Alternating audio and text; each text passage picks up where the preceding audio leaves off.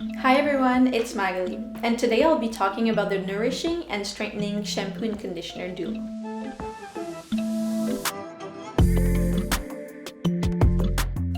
They're available in two formats, 473 and 946 ml, and the shampoo is also available in a 2-liter bulk format, so you can refill your bottles and get more for less.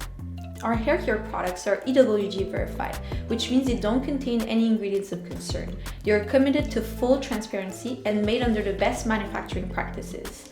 Plus, they're PETA certified, so you can trust they are vegan and never tested on animals.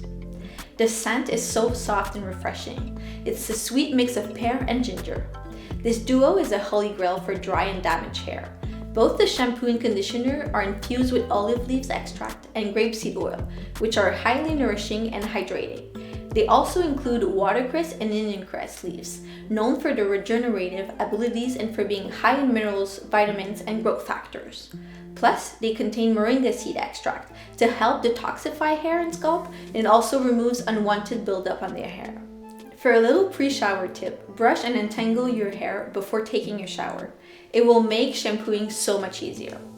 To use the shampoo once you're in the shower, wet your hair completely and squeeze a little amount in the palm of your hand.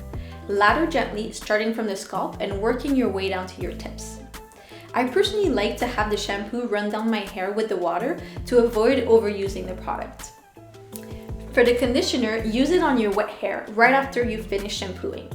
Put a handful on your hand and massage onto your hair, focusing on the midsection and the ends. Leave it to work its magic for about a minute or two to help soften, untangle, and let your hair follicle absorb, and then simply rinse. Here's an extra tip to give your hair that little extra boost of shine. Run it under very cold water for just a few seconds. Give this product a try and let us know what you thought. Thank you and see you next time.